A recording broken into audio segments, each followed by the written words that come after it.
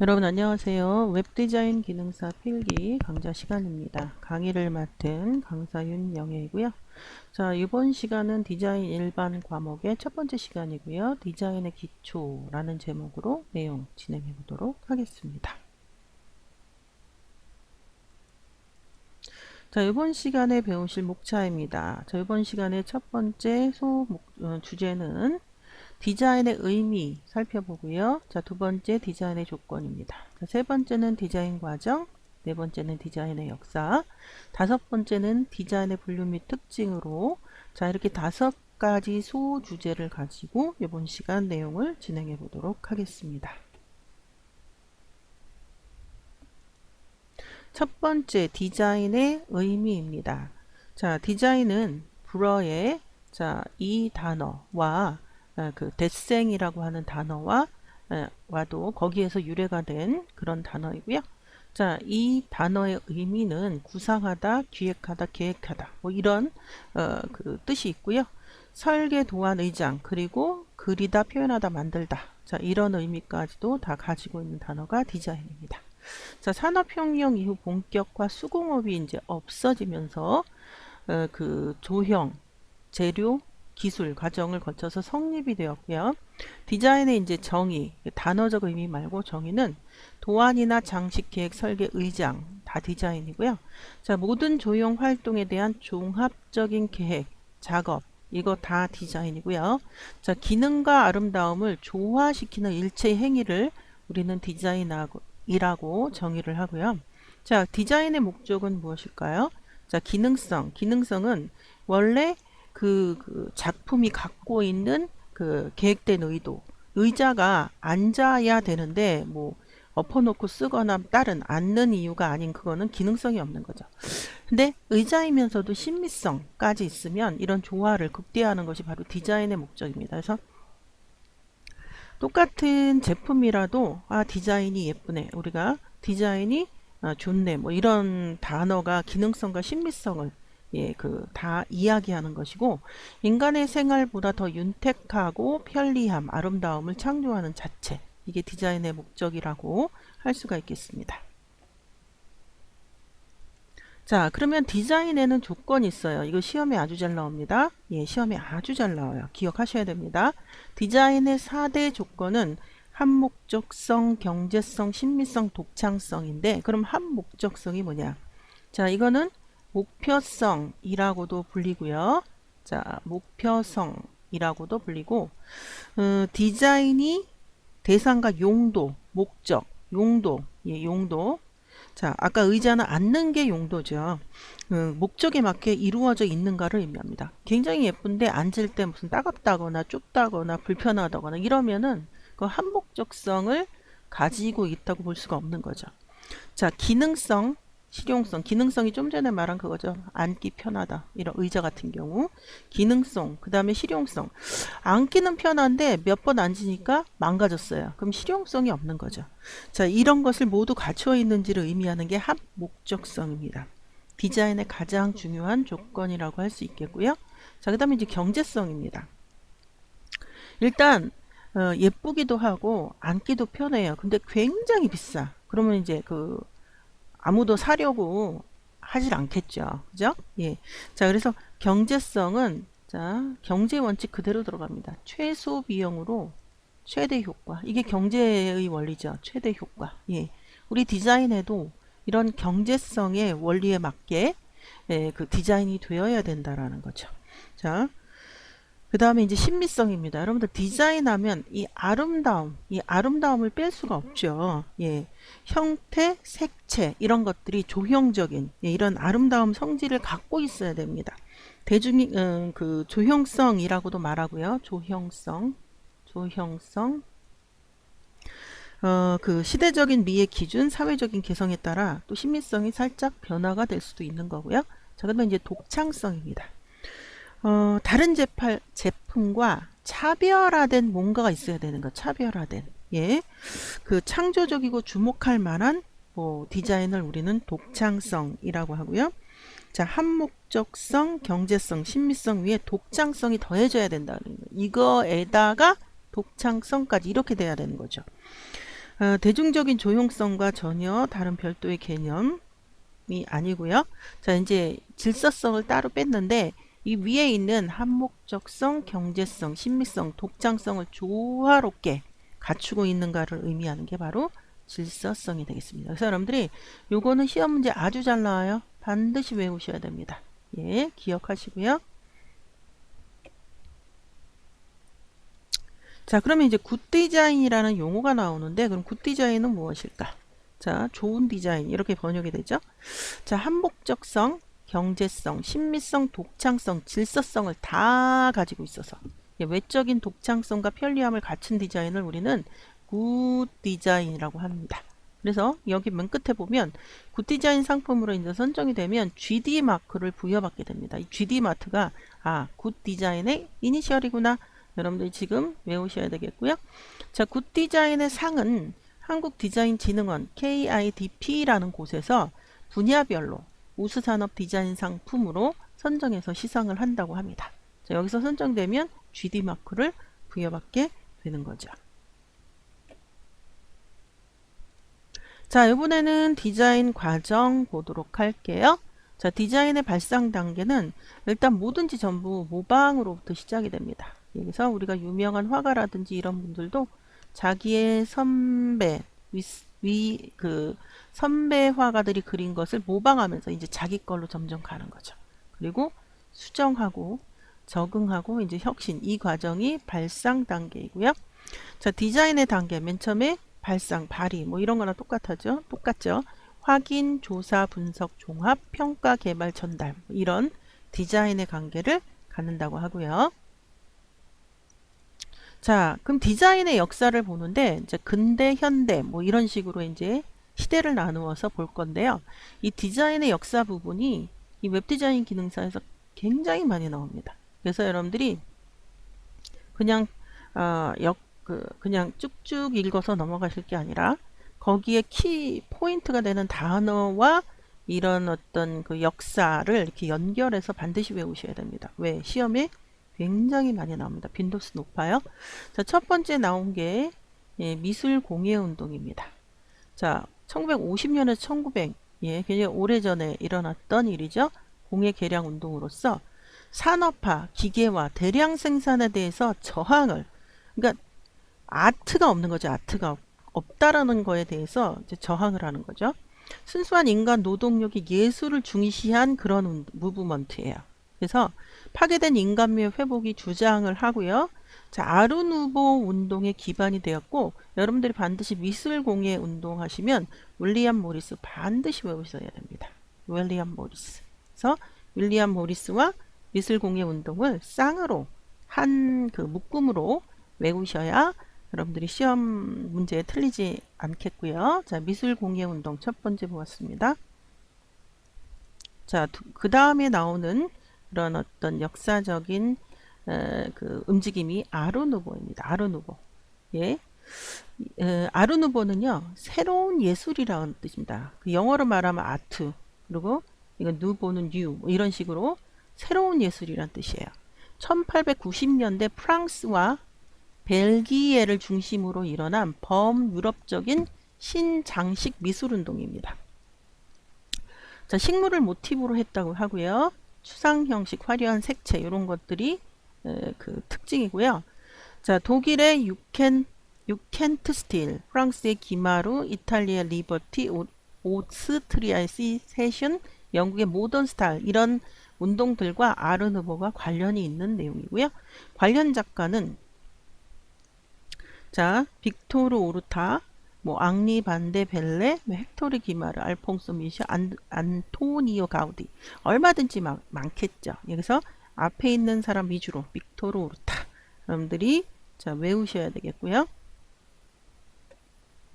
자, 요게 제가 인터넷에서 찾아서 그 앞에서 대표되는 두 분의 작품들을 찾아 놓은 것입니다. 그래서 여기에 보면 이런 굉장히 여러분들 이렇게 뭐라 그러나 부드러운 곡선이 많이 보이죠. 부드러운 곡선. 여기서 여기에 보면 섬세한 곡선, 빛과 철제로 만든 그 다음 계단 난간이 전체를 우아한, 절묘하게 어울린다. 그래서 19세기 말 아르누보 건축 특징을, 아르누보 건축 특징을 나타내는 대표적인 이 사진은 1893년에 설계한 타셀 저택이라는 내부 공간이라고 합니다. 자, 그리고 작가는 빅토르 오르타이시고요. 자, 근데 요거는 프랑스의 건축가이면서 디자이너였고요. 아르누보 예술가였던, 그리고 리옹 출생이었던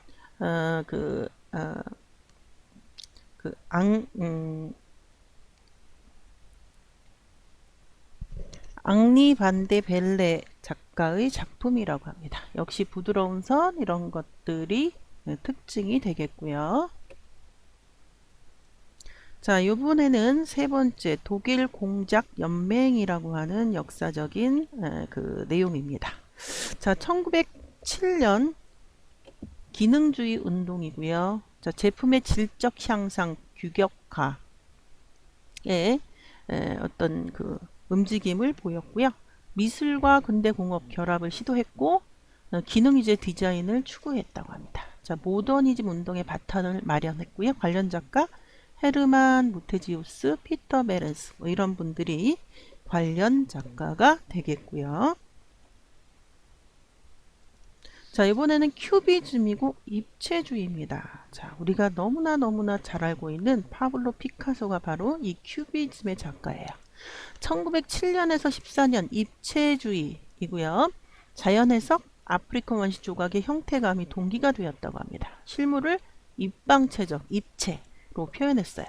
자, 절대주의 구성주의에 영향을 주었고요. 1910년 이후 다양한 추상 미술로 발전을 했다고 합니다. 자, 관련 작가 조금 전에 이야기한 조르주 블라크, 파블로 피카소 이분들이 큐비즘, 입체주의의 작가라고 하고요. 자, 5번에 구성주의입니다. 자, 1913년이고요. 러시아 추상주의 예술운동을 구성주의라고 하고요. 자, 큐비즘에서 영향을 받았어요. 예, 공간의 조형을 중시했고요. 자, 대량 생산을 목적으로 했습니다. 자, 데스틸 바우하우스 운동의 영향을 받았고요. 자, 과학적인 실천적인 예술 표현을 또 지향했고요. 자, 포스트 모더니즘 디자인의 근원을 제시했습니다. 자, 금속, 유리 등의 공업 재료와 그 기하학적이고 기계적인 형태를 이용했습니다. 관련 작가요. 블라디미르 타들린, 이름이 꼭 러시아 이름 같잖아요. 알렉산더 로드첸코, 엘리시츠키 이렇게 조금은 뭐 유명하진 않지만 구성주의 작가들이라고 하시고요. 자, 이번에는 데스틸입니다. 신조형주의라는 말이고요. 자, 외우셔야 돼요. 네덜란드어로 양식을 의미하고 1917년에서 31년 네덜란드의 예술운동입니다. 자, 바우하우스 운동에 많은 영향을 받았고요. 예, 기하적이고 단순화된 평면 구성이 특징이고요. 공예와 건축 영역에서 영향을 주었다고 합니다. 관련 작가요. 자, 데오반, 도스브루크, 게리트, 리트벨트, 자, 몬드리안 이분이 그나마 우리 일반인들에게 많이 알려진 분이죠. 예, 신조형주의 몬드리안. 자, 암기하셨으면 하고요. 자, 7번의 바우하우스입니다. 바우하우스. 자, 1919년에서 33년 예술창작 공학기술의 통합이고요. 실용성을 강조했습니다. 독일 공작 연맹의 이념을 계승했고요. 기하학적이고 단순화된 평면을 구성했고 공예, 건축 영역에 영향을 주었습니다. 자, 데스틸 운동에 영향을 받았다고 합니다. 데스틸. 자, 관련 작가요. 자, 발터 그로피우스. 여러분들 이분 반드시 기억하셔야 됩니다. 시험에 많이 나옵니다. 예, 바우하우스 하면 발터 그로피우스. 자, 라즐러 모홀리나기 뭐 이런 분도 있다고 합니다. 자, 암기하셔야 되겠고요. 자, 8번에는 모더니즘입니다. 자, 1920년대고요. 19세기 사실주의, 리얼리즘에 대한 반발입니다. 반발로 일어났어요. 자, 현대적 실험적인 예술 경향들을 많이 했고요. 전위적이고 실험적인 여러 예술 경향을 또 의미합니다. 자, 형식주의, 포멀리즘, 초현실주의, 상징주의, 다다이즘, 미래주의 등을 총칭하는 의미이고요. 자, 전위예술, 아방가르드 운동의 한 형태입니다. 자, 획일성, 기계화로 인한 파괴성, 비인간적인 환경에 대비하지 못함에 대한 그런 내용이고요. 관련 작가는 코르비지에, 자, 바우하우스 관련 작가들이 있고요. 자, 9번에 아르데코입니다. 아르데코. 1925년이고요. 파리 장식 예술 박람회 포스터 에서 시작을 했다고 합니다. 자, 반 아르누보이고요. 과도기적인 모더니즘입니다. 아르데코는 반복되는 패턴이나 기하학적 분양, 생활 디자인에 파급된 효과를 주었고요. 관련 작가 J.E. 룰만, 장 푸이 포르카 뭐 이런 분들이 있다고 하고요. 자, 이번에는 이제 현대로 넘어옵니다. 자, 첫 번째 나온 게 다다이즘입니다. 다다이즘. 예, 이것도 아주 많이 나옵니다. 1917년 1차 대전이 끝날 무렵입니다. 자, 스위스, 독일, 프랑스 등을 중심으로 일어난 예술 운동이고요. 어린이 장난감에서 목마를 의미하는 단어가 바로 다다라고 합니다. 다다. 그래서 충동이나 여기서 이제 그 제시하는 어떤 개념이 욕망 등을 나타내는 게 다다이즘의 특징이라고 하고요. 다다이즘은 현존하는 예술 형식을 부정했습니다. 부정. 예, 부정. 현존하는 예술 형식을 부정했어요. 초현실주의의 영향을 또 주었고요. 관련 작가 마르셀 듀샹, 만데이, 페르낭 레제 뭐 이런 분들이 다다이즘의 작가들이 되겠고요. 자, 이번엔 두 번째, 예, 현대의 두 번째, 초현실주의입니다. 1924년이고요. 무의식의 발현, 나타난다라는 거죠. 를 목표로 하는 슈르레알리즘이겠죠. 잠재의식에 의한 상상의 세계를 표현했고요. 다다이즘의 영향을 받았다고 합니다. 예, 자동주의 기법, 예, 프로타주, 데칼코마니, 콜라주 이게 다 이제 미술에서 하는 그런 어떤 그 방식인데요. 자, 프로타주 같은 경우는 문지르기 기법이라고도 합니다. 문지르기 기법. 예, 그래서 탁본이라고도 하고요. 탁본, 문지르기 기법, 탁본이라고도 하고요. 요철이 있는 대상물에 종이를 놓고 연필 등으로 문질러서 질감을 표현하는 게 프로타주. 자, 데칼코마니는 일명 뭐 전사슬이라는 단어로 불린다고도 합니다. 전사슬. 예, 자, 이것은 종이에 물감을 바른 다음에 접었다가 펴서 새로운 형식을 연출하는, 종이에 물감을 바른 다음에 접었다가 펴서 예, 새로운 그 형식을 연출하는 기법. 그래서 우리가 쌍둥이 같은 경우 뭐 데칼코마니 이런 식으로 또 이렇게 이야기하기도 하고요. 자, 꼴라주. 헝겊이나 말린 꽃잎, 종이 등의 질이 다른 재료를 붙여서 화면을 구성하는 추상미술. 예, 재료가 다른 걸 이렇게 종이 등에 붙여서 화면을 구성하는 추상미술 기법을 꼴라주라고 합니다. 대표적인 관련 작가요. 막스 에른스트, 뭐 호앙미로, 뭐 살바도르 달리, 르네 마그리트. 예, 이름이 어려운 분들이 전부 다 초현실주의의 작가들이라고 하십니다. 자, 세 번째는 추상표현주의입니다. 추상표현주의. 예. 1950년대 미국을 중심으로 일어난 국제적 회화 양식이라고 하고요. 지적인 질서와 내면의 철학적 성찰을 나타낸다고 합니다.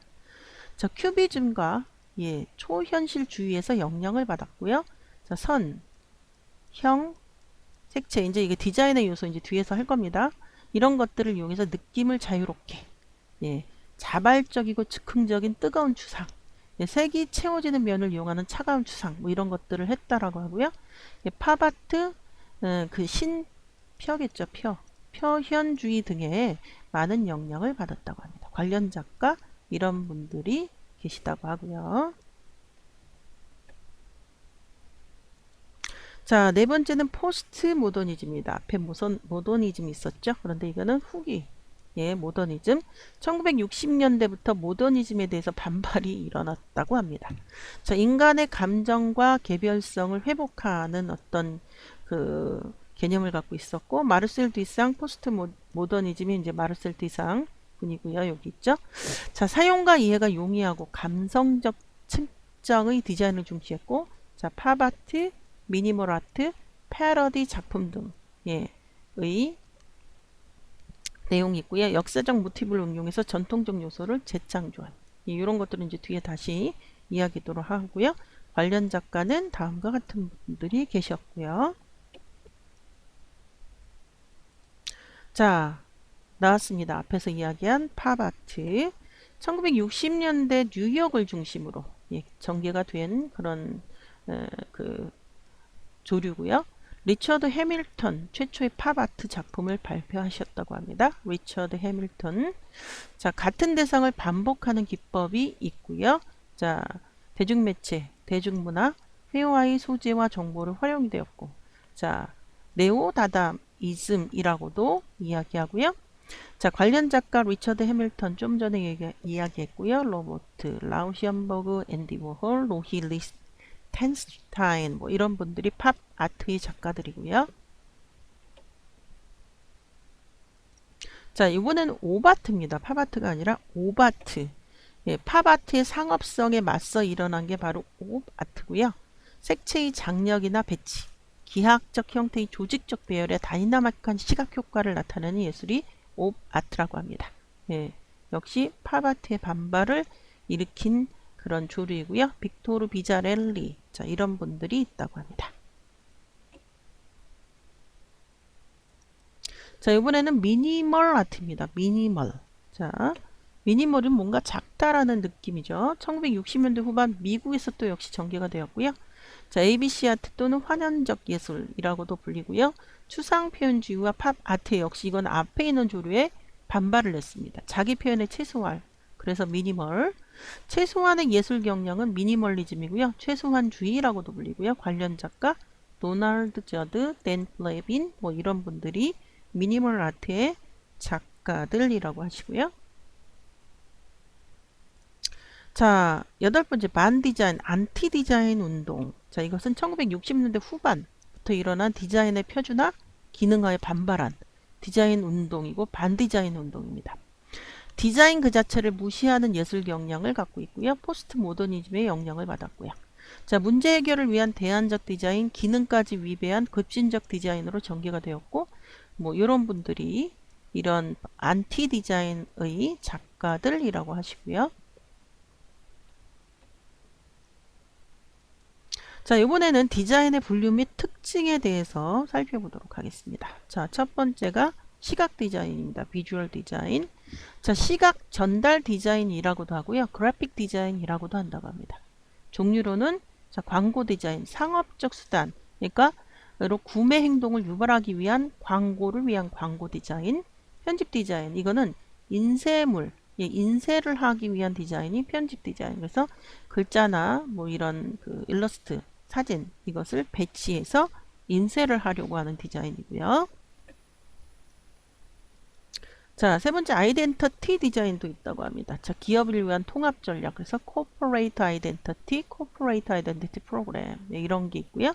CI, 기업의 이념과 활동을 시각적으로 통합시켜서 기업의 정체성 가치, 즉 로고 같은 거. 예, 그걸 우리가 CI 또는 BI 이렇게 이야기를 하죠. 자, CI 디자인을 통해서 기업의 이미지를 높이기 위한 작업, 베이직 시스템과 어플리케이션 시스템으로 또 분리된다고 하고요. 자, 타이포그래피. 그래서 이거는 이제 글자, 그러니까 이가 글자, 활자 뭐 이런 뜻인데 활판 인쇄술을 포함한 문자와 활자를 이용한 디자인 분야가 타이포그래피가 있고요. 그 다음에 이제 요거 말고 캘리그래피라고 하는 그 용어도 있어요.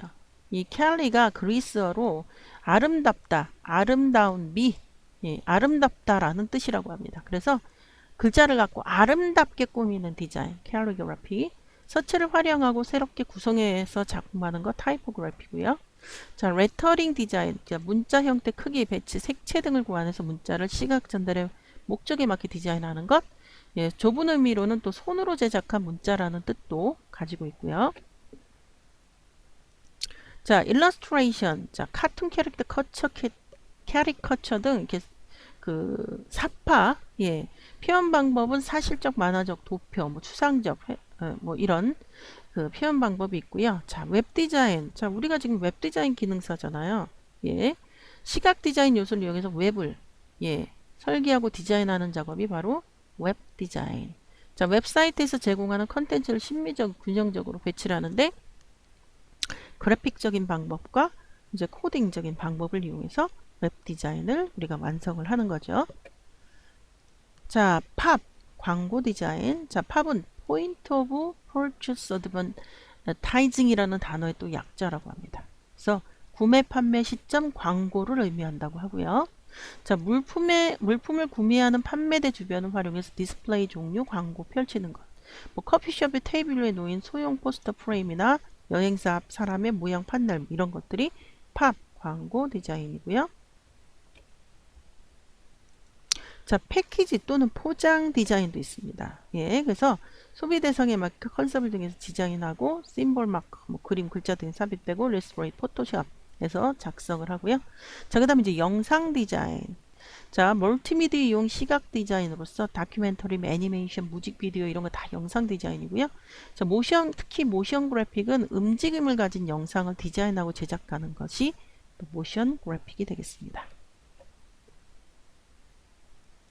자, 이번에는 이제 그 공업 디자인은 제품 디자인이라고도 합니다. 예, 생활에 필요한 도구를 만드는 디자인이고요.